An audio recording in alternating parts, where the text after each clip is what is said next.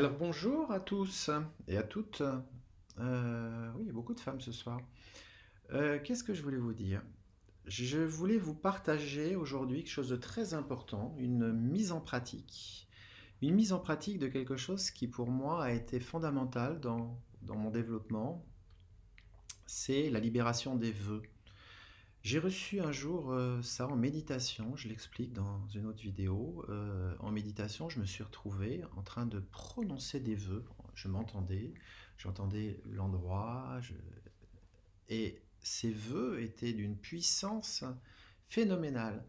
Et ok, bon, très bien. Après la méditation, je me suis posé la question et ça m'a fait penser que, en effet, dans ma vie, dans la vie des gens qui viennent me voir, très souvent, il y a des choses qui se reproduisent en permanence.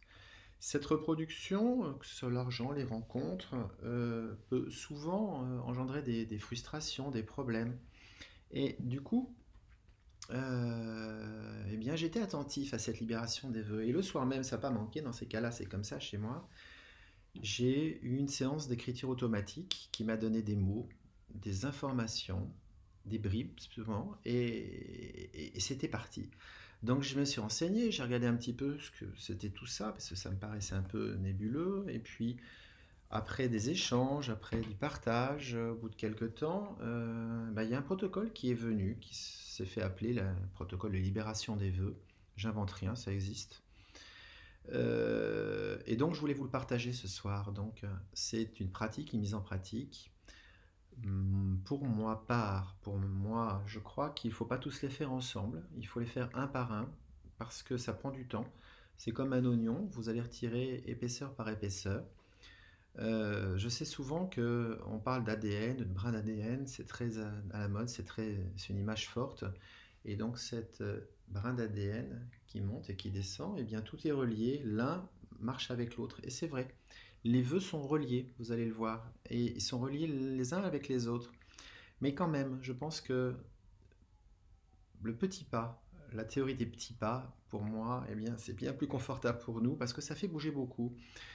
Chez les personnes qui sont venues me voir, c'était comme si je les accompagnais à retirer une écharde. Vous avez cette sensation de douleur, etc., ou de frustration, ou de gêne. Et en retirant immédiatement, c'est comme si elle n'avait jamais existé. C'est comme si les tissus se refermaient d'un coup. C'est très étonnant ça, l'écharde. Eh bien, c'est un petit peu la même chose pour ces vœux. Ça laisse de l'espace et ça peut être déroutant. Donc c'est pour ça que je propose, moi, de faire 2, 3 jours entre chaque, peut-être plus, une semaine. D'y revenir régulièrement parce que quand je fais une coupure de feu, bah, ça ne marche pas toujours du premier coup. Quelquefois, j'ai besoin de 2 séances, 3 séances quelquefois. Donc c'est important d'y revenir et surtout de prendre les mots pour vous, de les changer. Ça, pour moi, c'est fondamental. Changez les mots. Prenez les phrases et remaniez-les avec vos mots à vous, vos images. Vous allez voir, c'est bien plus efficace. Voilà, moi, les vœux, j'en ai reçu. Je prends des notes parce que j'ai perdu.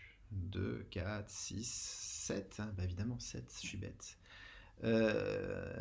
Les 7, pour moi, sont reliés au chakra. Ils sont reliés aux notes de musique, ils sont reliés aux couleurs, tout est relié. Le chakra racine, par exemple, bah, c'est le vœu de pauvreté. Le chakra sacré, c'est le vœu de chasteté. Le plexus, c'est le vœu de sacrifice. Le cœur, évidemment, le vœu de célibat. La gorge, le silence. Le troisième œil, la souffrance. On a tendance à se dévaloriser. Et la couronne, le vœu d'obéissance. On perd notre force, notre puissance en donnant notre pouvoir à l'autre. Voilà, moi ce que je vous propose, c'est de les faire un par un sous d'autres vidéos. Là, c'est une mise en pratique, c'est que je vous explique un petit peu comment c'est arrivé et comment, pour moi, c'est le plus juste de les proposer. Les prendre un par un, de mettre votre nom, vous pouvez les écrire, ou la voix haute, ou à voix basse, peu importe. Vous pouvez aussi travailler sur toutes les techniques ou toutes les formes d'accompagnement, en tout cas, qui se présentent et qui vous parlent. Le FT, par exemple, c'est très bien, ce tapping. On tape sur des endroits particuliers avec une intention. La reconnexion, évidemment, d'Eric Pearl, la reconnexion va vous ouvrir un champ formidable. Vous avez un travail sur la lumière, sur les couleurs, sur les pierres, sur les chakras. Donc, vous voyez, il y a énormément de façons d'alimenter. Souvent, d'ailleurs, moi, je propose les vœux, la libération des vœux, avec un travail à côté personnel. Ça peut être sous forme de mots, d'images, de dessins, de visualisations, peu importe. Là, aujourd'hui, je vous propose simplement ces mots de libération. Donc, pour vous permettre de choisir, j'ai pris des notes et j'ai besoin de lunettes maintenant. Donc, je vous dis simplement ce que j'ai, des petites bribes de texte que j'avais marqué. Le vœu d'obéissance. Le vœu d'obéissance, c'est très important. Ce vœu implique d'abandonner sa propre volonté. C'est perdre son pouvoir et la déléguer et la donner aux autres. Si vous vous sentez par exemple pas à la hauteur dans toutes les situations et que vous pensez toujours que l'autre est supérieur à vous, peut-être que ce vœu est fait pour vous, ce vœu d'obéissance. Oui, c'est peut-être un vœu qui est intéressant et qu'il faut retirer. Je vois qu'il y a plein de petits mots. Oui, c'est vrai, c'est vrai.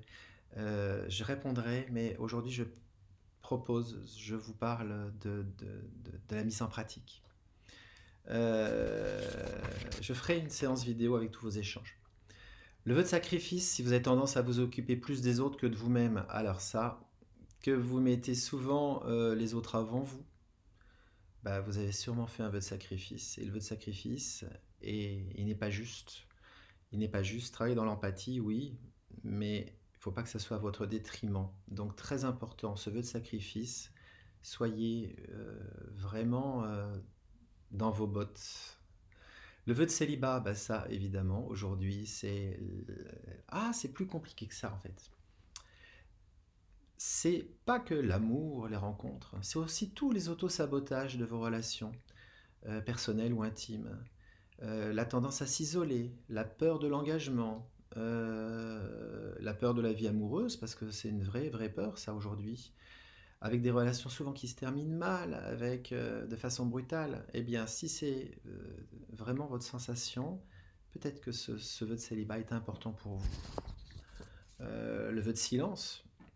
Le vœu de silence est très ancien parce que si vous remontez dans notre histoire, beaucoup de congrégations considéraient le mot, le verbe, la voix comme démoniaque. Donc très souvent, on a gardé ça et la voix, le mot, le mot c'est pas bien. Donc il y a eu des croyances que le silence pouvait apporter une sorte de pureté, une sorte de sérénité. C'est vrai et pas vrai. Si vous ne pouvez pas vous exprimer avec facilité, si vous butez sur les mots, sur toutes ces choses-là, si vous avez des difficultés aussi à vous imposer aux autres par la voix, par le mot, eh bien ça aussi c'est un vœu qui peut être efficace, enfin une libération de vœu qui peut être efficace, le vœu de silence donc. Le vœu de souffrance, très important le vœu de souffrance, parce que ça c'est pas rigolo. C'est souvent le principal obstacle pour le développement personnel. Si plusieurs personnes ont des conduites autodestructives, eh bien ça les empêche d'arriver à se contrôler eux-mêmes et à contrôler le groupe. Donc ça peut partir d'un truc tout simple, hein, se ronger les ongles par exemple. Se ronger les ongles, c'est une conduite addictive, et puis cette conduite, eh bien, c'est aussi autodestructeur. Si vous ressentez cette dévalorisation corporelle envers vous-même, si vous mettez votre corps à rude épreuve, peu importe la forme qu'elle prend, eh bien peut-être que vous avez ce vœu de souffrance. Excusez-moi, évidemment, c'est le problème du direct. Peut-être que vous avez ce vœu de souffrance. Et ce vœu de souffrance, eh bien c'est très important d'aller vous en libérer. On dit souvent qu'il faut être belle pour souffrir, j'entends ça chez les mannequins. Non, aujourd'hui c'est fini, je crois, c'est le contraire même. Voilà, le vœu de pauvreté, le vœu de pauvreté c'est tous les problèmes qu'on peut avoir avec l'argent et l'abondance et l'énergie argent. Et le vœu de chasteté, c'est évidemment tous les rencontres qui n'aboutissent pas ou la création qui n'aboutit pas aussi. Voilà, je vous laisse découvrir ces vœux un par un. Donc il y a des vidéos, vous allez les voir hein, si vous le souhaitez. Vous pouvez me poser toutes les questions que vous voulez, bien sûr. Vous retrouverez, en général, je les mets sur mon site, http://www.lavoixenéveil.com, la voix VOX, lavoixenéveil.com. Et puis, je vous souhaite une très bonne intégration de tous ces vœux. Prenez le temps qu'il vous faut, revenez-y plusieurs fois et n'hésitez pas à me contacter, à vous abonner si vous souhaitez la suite. Euh, et puis, passez un bon voyage, ça va vous occuper l'été, ça je pense. En tout cas, moi, ça m'a occupé un certain été. Voilà, à très bientôt. Au revoir.